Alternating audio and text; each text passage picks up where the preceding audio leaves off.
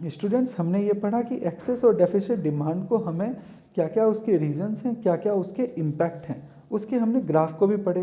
तो इस वीडियो में अब हम देखेंगे कि कैसे एक्सेस और डेफिसिट डिमांड को हम रिकवर कर सकते हैं।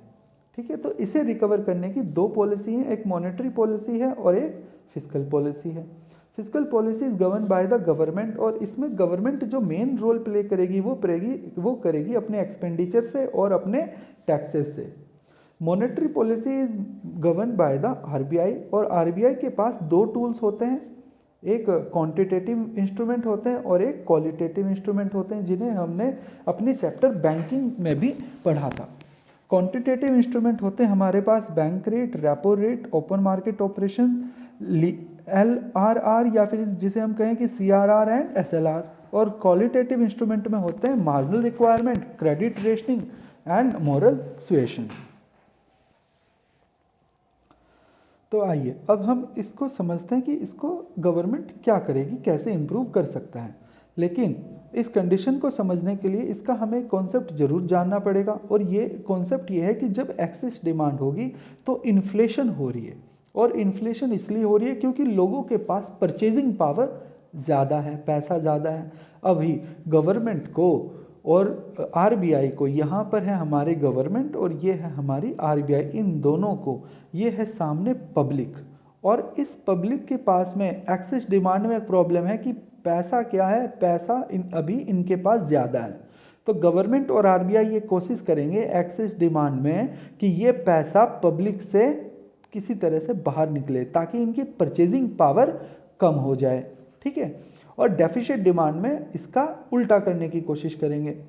डेफिसिट डिमांड का मतलब है कि पब्लिक के पास पैसे की कमी है, और इस कमी को दूर करने के लिए गवर्नमेंट आरबीआई ये चाहेगी कि पब्लिक के पास और ज़्यादा पैसा जाए। ठीक है, अब अगर ये कॉन्सेप्ट हमें पता है कि एक्सेस डिमांड में आरबीआई और गवर्नमेंट दोनों ये कोशिश कर रहे हैं कि पब्लिक के पास से पैसा वापस निकले, तो आइए समझते हैं ऐसा कैसे होगा।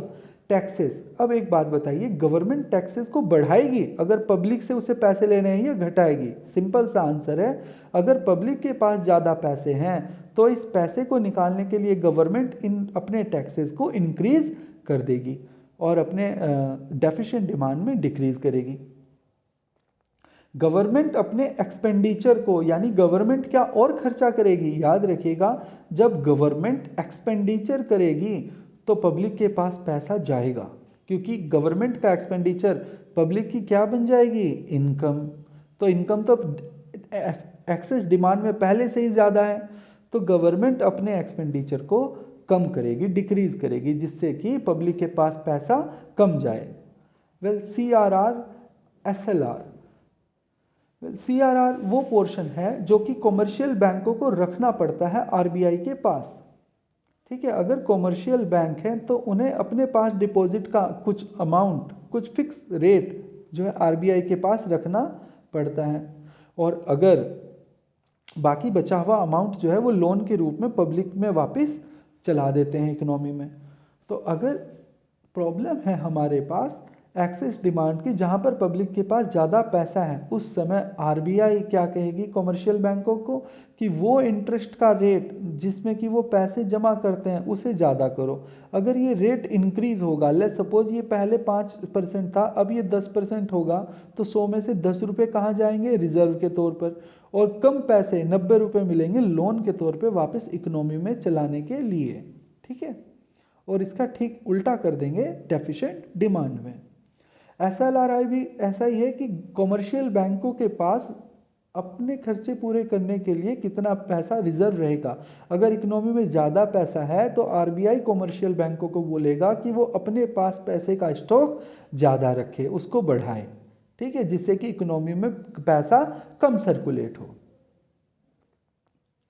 ठीक है, बैंक रेट और रेपो रेट सिंपली है वो रेट ऑफ इंटरेस्ट है जिस रेट ऑफ इंटरेस्ट पर आरबीआई लोन ऑफर करता है, लॉन्ग टर्म लोन और शॉर्ट टर्म लोन कॉमर्शियल बैंकों को।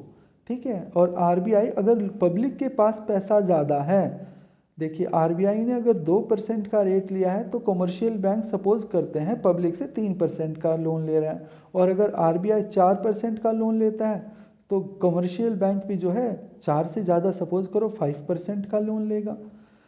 तो जब पब्लिक के पास ज़्यादा पैसा होगा तो कॉमर्शियल बैंकों को रेट ऑफ इंटरेस्ट ज़्यादा लेना पड़ेगा, यानी कि आरबीआई भी अपने दिए हुए लोन पर इंटरेस्ट अगर बढ़ाएगा तो कॉमर्शियल बैंक भी उस रेट ऑफ इंटरेस्ट को बढ़ाएंगे। ठीक है। ओपन मार्केट ऑपरेशन का मतलब है कि purchase of government securities in the purchase and sale of government securities. तो अब सिंपल सी बात यह है कि पब्लिक के पास है ज़्यादा पैसा और गवर्नमेंट के पास है सिक्योरिटीज। ठीक है, आरबीआई के पास है सिक्योरिटीज। अब इन सिक्योरिटीज को अगर हम बेचते हैं तो गवर्नमेंट से पब्लिक से हमारे पास क्या आएगा? गवर्नमेंट के पास पैसा। पैसा क्योंकि ज़्यादा है पब्लिक के पास, इसीलिए उस पैसे को वापस अपने पास खींचने के लिए हम सिक्योरिटीज़ को क्या कर देंगे? सेल कर देंगे और परचेज करेंगे, ताकि डेफिसिट की कंडीशन में। ठीक है। Marginal requirement is the difference between loan offer and the guaranteed value, guaranteed amount. जो चीज़ आप गारंटी रखोगे उसका कीमत और जो लोन आप लोगे उसके कीमत का डिफरेंस, और इस डिफरेंस को इंक्रीज कर दिया जाएगा जब इन्फ्लेशन की कंडीशन होगी। ठीक है। और credit rationing is the fixing Kota's. तो कोटे को बढ़ाया जाएगा जिससे कि लिमिट फिक्स हो जाए। तो यही थे इसके पॉइंट कि कैसे एक्सेस और डेफिसिट डिमांड को गवर्नमेंट और आरबीआई मिलके जो है कवर कर सकते हैं। यहाँ पे हमारी ये unit determinant of aggregate demand and employment complete होती है। जो आपको समझ में आया वो समझिए, जो डाउट है वो पूछिए, अपने नोट्स कंप्लीट कीजिए। Thank you.